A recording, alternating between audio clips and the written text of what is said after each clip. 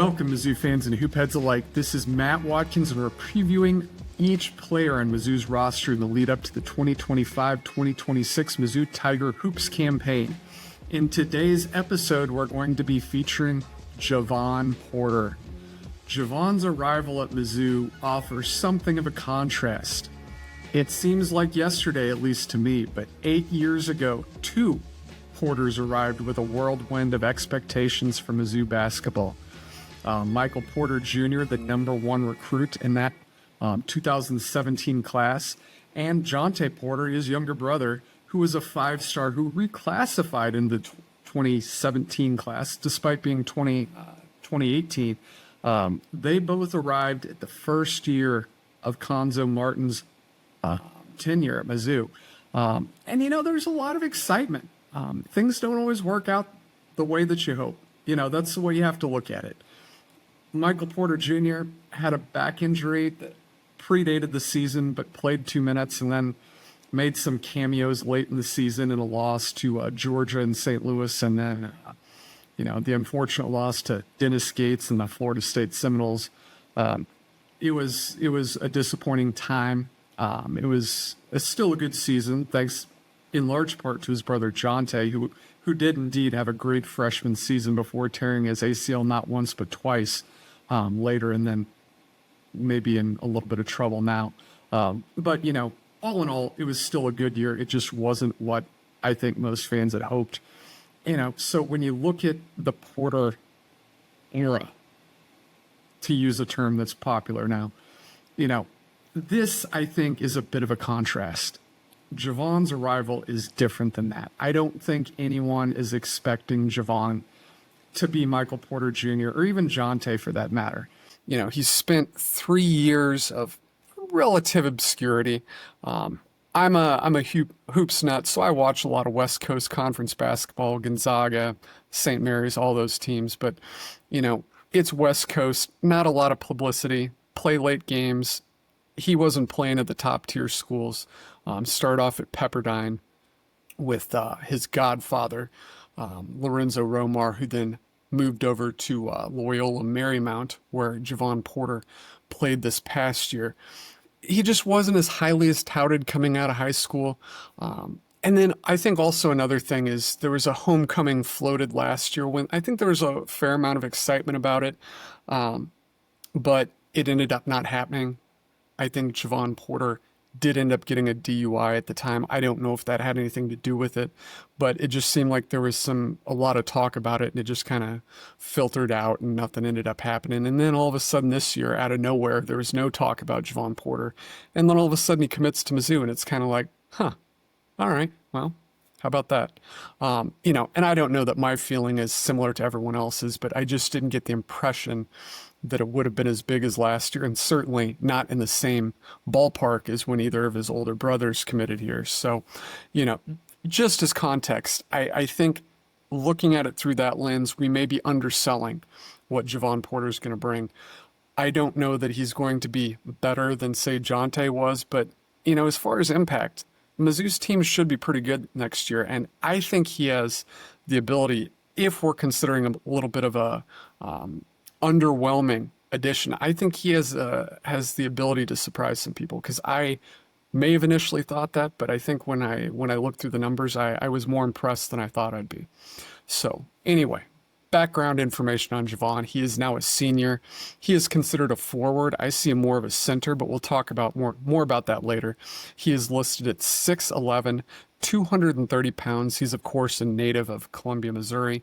Played at Loyola Marymount last year, played his first 2 years at Pepperdine, both in the WCC, and he played his high school basketball with Father Tolton here in Columbia. When we look at his stats last year, his top line numbers are pretty good.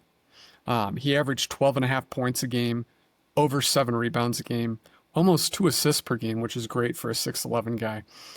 Nearly a steal per game and a block per game. I mean, those are good numbers.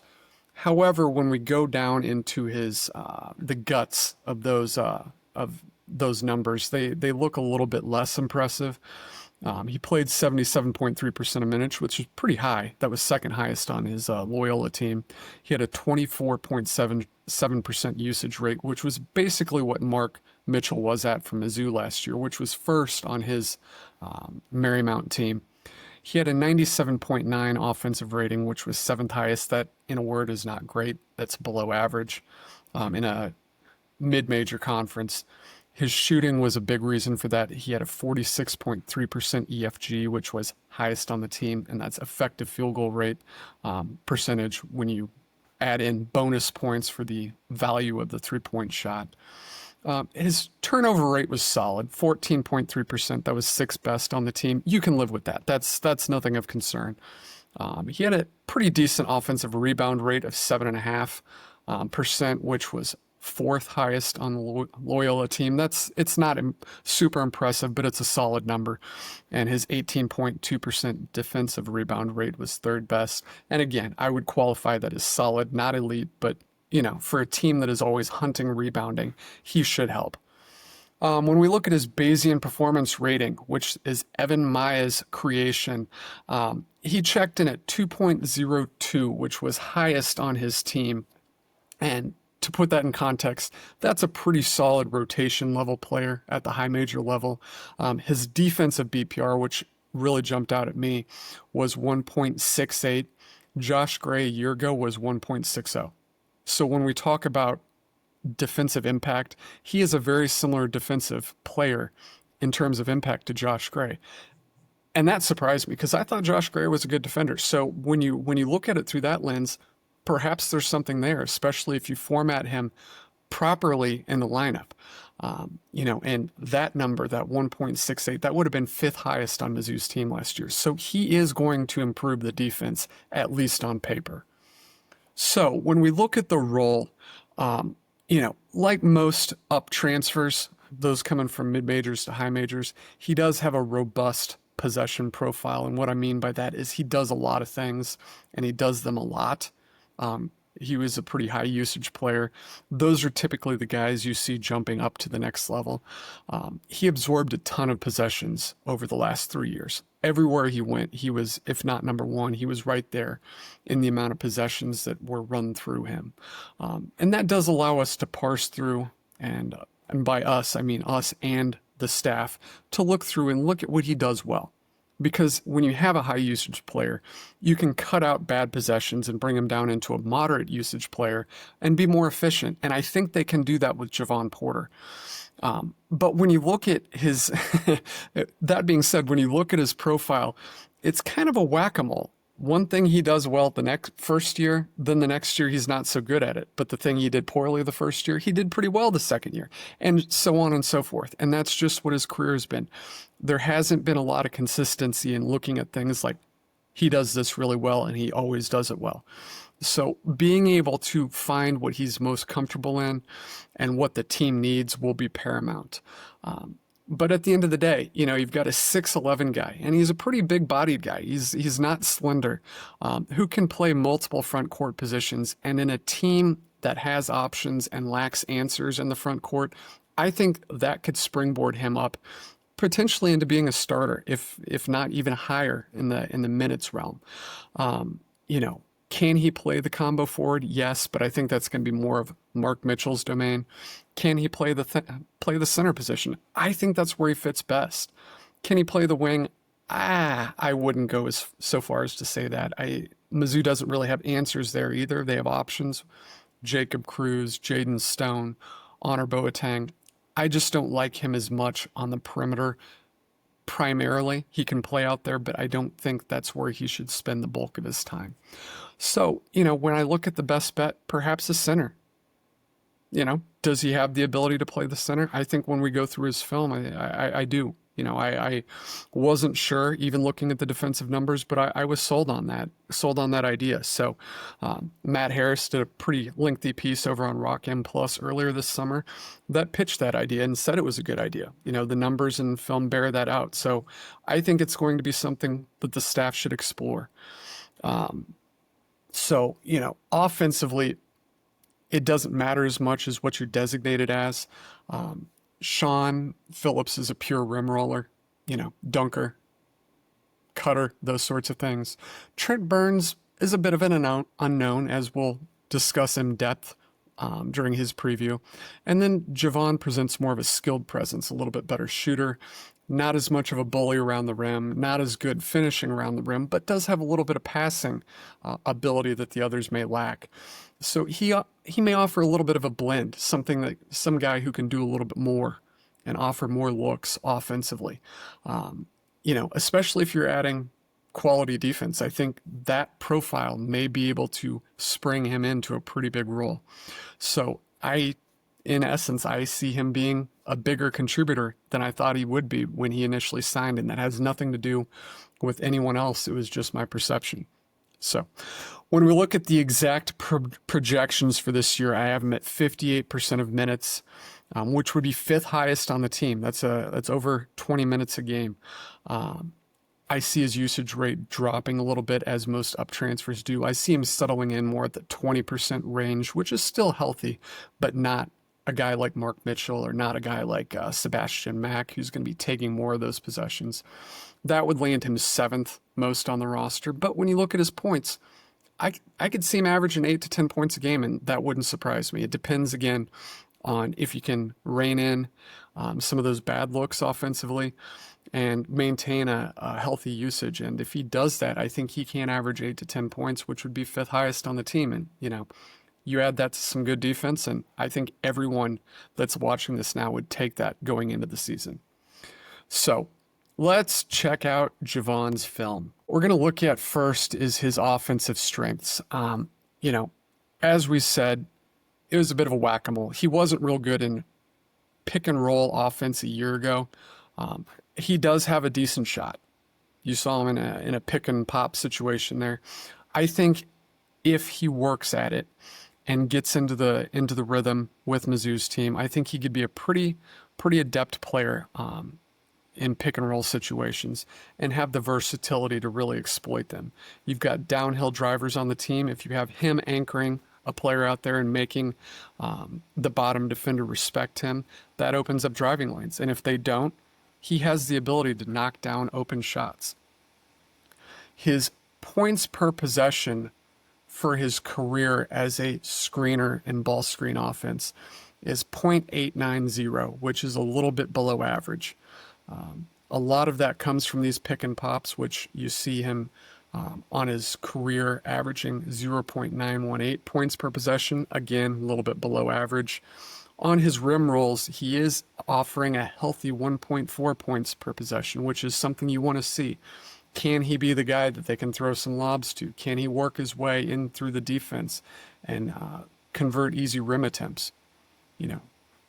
Being able to make players respect his jump shot in those screen and roll situations. Those are the types of things that can make him a valuable player.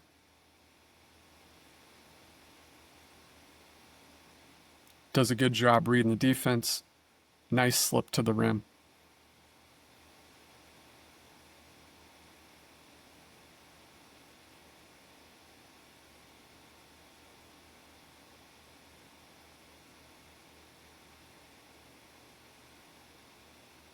Again, reads the defense, finds the open spot.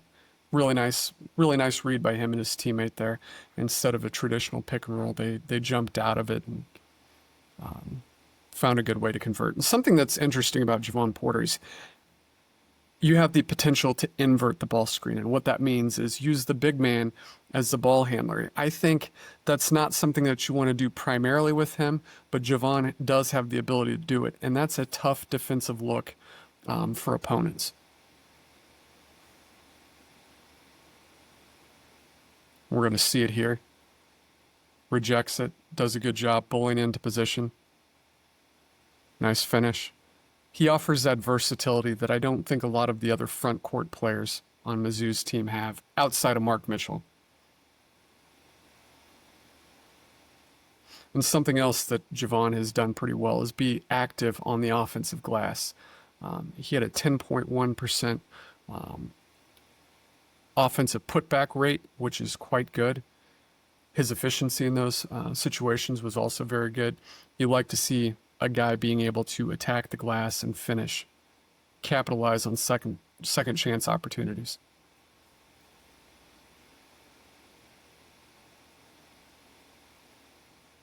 And when you look at Jevon's numbers, he's a 30% or so career three-point shooter. That's not incredible. It's not bad though if you're getting that out of your center. So that's the context I think you have to look at it from. And on top of that, when he's open shooting off the catch, he has a 1.11 points per possession, which is actually pretty good. If teams are going to leave him open, he can knock down open jump shots. And as you see here, he's also an adept passer. I wouldn't say he's an elite passer, but he's adept. He can make those reads that Dennis Gates often calls for out of his big men, and I think that is something also that makes him attractive as a center option. Having the ability to draw the big man on defense away from the basket and make reads and make plays for his teammates through the pass. Something we saw with Kobe Brown. Obviously, Javon Porter's bigger, not as good of a passer, but it's the same principle. Draw the big men, draw the rim protection away from the basket, and make passes going towards the basket.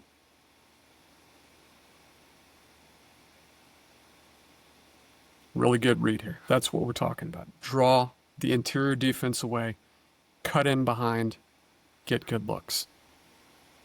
All right. So that was a taste of what Javon Porter offers on offense. Now, when we look at some of his weaknesses, again, I caution that what was once a weakness can become a strength the next year. It was very inconsistent, which is arguably his biggest fault on offense. But when we look at his film here, we're going to look at a few different things. One thing that I'm a little hesitant with is Javon Porter has not proven to be able to put the ball on the floor from the perimeter, especially when going to his right hand. It's just not been good. His career points per possession on drives to his right hand is .717, which is quite bad. Flip side, when he goes left, often teams are going to shade him left. It's over 1.01 points per possession, which is pretty good, but not having the ability to go right. Teams have access to this data the same way that I do. They're just going to let him drive that way and filter him into help defense. And he hasn't yet shown the ability to get around that. So when we talk about him being a wing, this is a big reason why I don't see that. Even a combo forward, you're putting the ball on the floor more. Whereas if you're a center, you don't have to dribble as much. You've got other guys on the floor who are able to do that, as opposed to saying Sean Phillips is a center and then Javon Porter is a wing. You've got two guys who aren't going to be able to make plays from the perimeter. Whereas if you have Javon Porter there and a guy like Jaden Stone or someone of that nature who can put the ball on the floor, then you're in a good spot.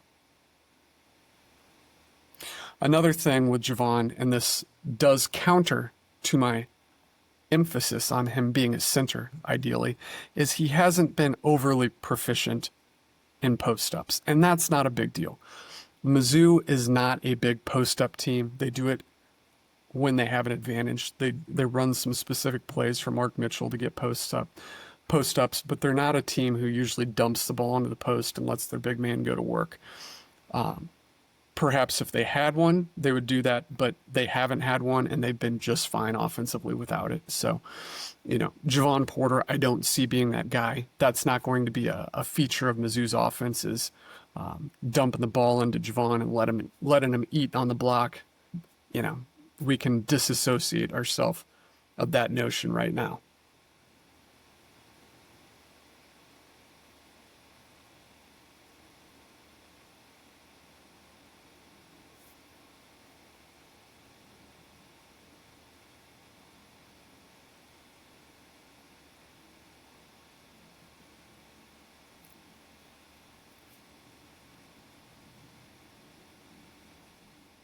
So we talked about Javon's ability to make open jump shots and him being pretty proficient at making open jump shots. When he's shooting off the catch and he's guarded, he's not good. And there's no other way around it. He's not been good at making guarded shots off the catch. And unfortunately, 65%, almost 2/3 of his jump shots in that area have come guarded. And when you're not able to make them in that scenario, you shouldn't be taking that many contested jumpers. And I think that's something this staff is going to work with him on. And if he's playing in more of a pick and pop offense, where you have two heavy ball dominant drivers that are going to get to the rim, that should offer more open looks, I think, as opposed to being more of a wing or spot up threat, where teams are more focused on shutting you down, and there's no counter to that. There's no downside to checking you out there.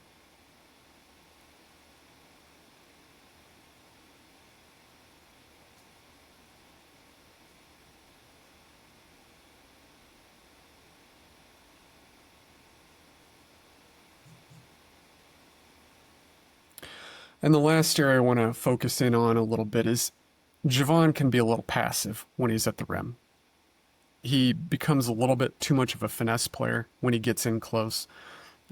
He converted his rim attempts for just 1.3 points per shot a year ago, which is not really good for anyone, but for a guy his size, it's pretty bad.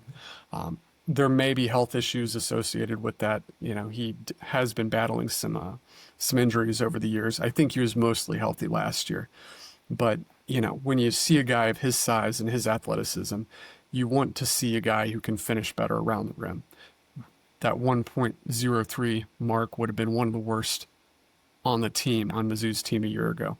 But the good news is Dennis Gates does have a way and has a pretty decorated history of making guys better at rim finishers, whether that's through practice, less likely, more likely through the way that they're used and the type of rim shots they're getting. I think he can improve on that, but it's something he does need to improve.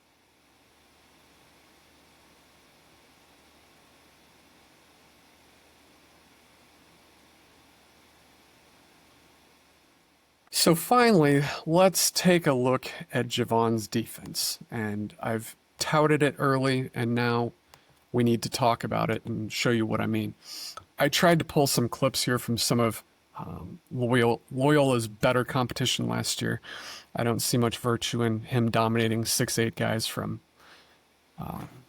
Pacific, who Mizzou blew out of the gym.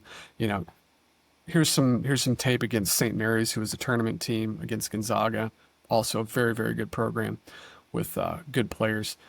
He did great out at an elite level. And what was really important in that, especially for our theory of him being a center, he does guard the post really well, or at least he did last year. That was something he really improved upon after leaving Pepperdine and coming over to Loyola, is that he does play good post defense.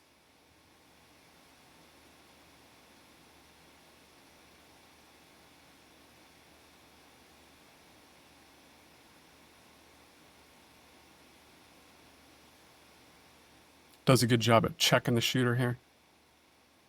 Might have gotten a little bit of a foul on that, but I didn't see it. Going back to some interior defense here. Does a good job moving his feet. Got bullied a little bit, but again, these are all clips against good teams. I didn't filter them out for which plays he did best. This is mostly unfiltered.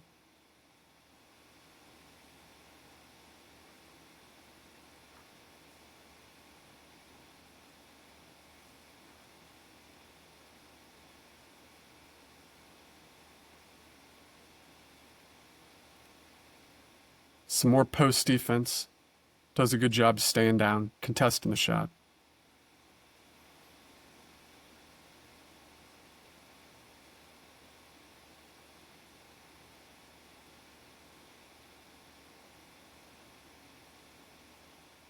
Cuts off the baseline.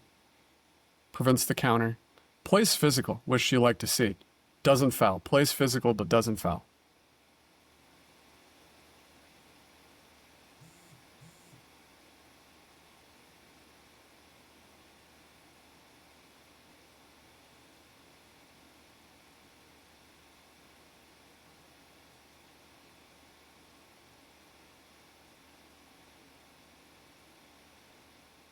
St. Mary's super physical team.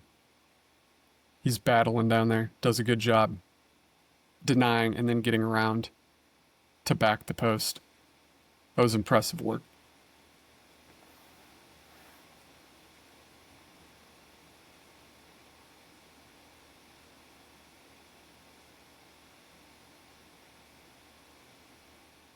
Good job contesting there. Might have gotten away with a little contact, but again, when you're banging bodies down there, that's a good play.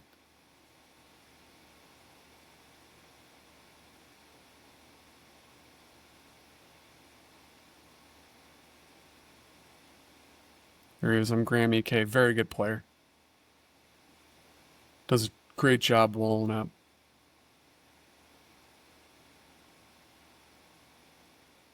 You're not going to see Javon Porter as a big shot blocker, but he's a sound defensive player, especially as a primary defender. He's not going to be the guy who comes over and swats everyone's shots. He does a good job playing fundamental sound defense, especially in the low post, which if you're going to play center, that's non-negotiable. Josh Gray did a pretty good job with it a year ago, and if Javon Porter wants to take that mantle of a five-man, which I think he can, it's something you got to do.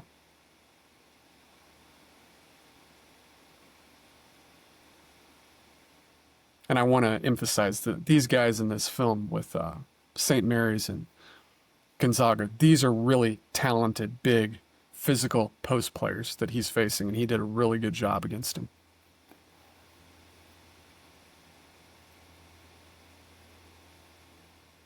Santa Clara probably in the second crust of teams in the league.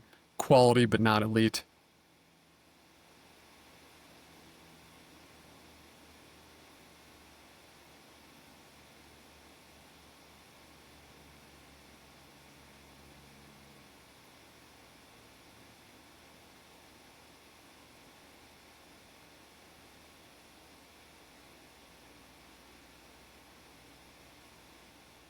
Does a good job of showing there, cutting off the driver.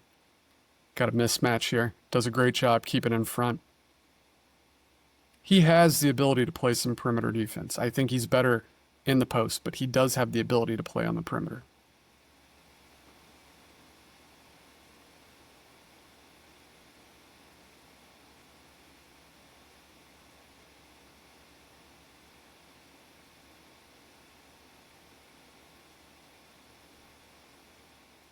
This was a great game last year, by the way. I remember watching this. This was highly entertaining. Obviously, before I knew Jevon would be transferring to Mizzou, but it was nice to see it again. Does a nice job coming over and getting a deflection. All right, I think we've run through all the film there. Okay, so that's all I have for you on Javon Porter and his film. With Porter, I think it's going to be a matter of role. How does the staff see him? How does he adapt to that? I think he can be an option in the center of the lineup. And if he proves to be, I think that would be a boon for Mizzou because he does offer more offensive versatility than any of their other potential five-man. Again, assuming Mark Mitchell is playing the four. And if you have that, that's big because the five-man's been a little bit of a weak spot over the years and could be again this year, at least comparatively to the other spots on the roster. So having a guy like him, a senior who's experienced, come in and offer that defensive stability and perhaps expand his offensive efficiency a little bit by contracting his offensive usage, take some of those things out that he doesn't do too well, get a little bit better at finishing at the rim, shoot more open jumpers, shoot less contested jumpers, those things of those nature. And I think, he could be a pretty good player this year. I'm more excited now than I was when he committed. And I think that's a good thing. Not just because it was a matter of perception, but because the film and the numbers legitimately justify it. So anyway, that's all I've got for you on Jevon. I know I ran a little bit longer on this one than I have with the others, but there was a lot to talk about. So I hope you're enjoying these. This is one of 14 player previews we're going to do for each player in the lead up to this year's season. And I hope you're enjoying them. If you are, leave a comment. If you're not, tell us how we can do better. Go ahead and subscribe to Rock M Radio and come over and join us at Rock M Plus for the season or even before. We have a lot of good stuff over there, recruiting information, player analysis, team analysis, all sorts of good stuff. So if you like hoops, like Mizzou basketball, come join us. All right. With that being said, we'll see you later. Hope you join us next time. Thank you, everyone, for tuning in to Rock M Radio, a proud partner of Fans First Sports Network. Rock M Radio is the official podcast network of Rock M Plus, a new and exciting subscription service provided by me and the other voices of Rock M Radio.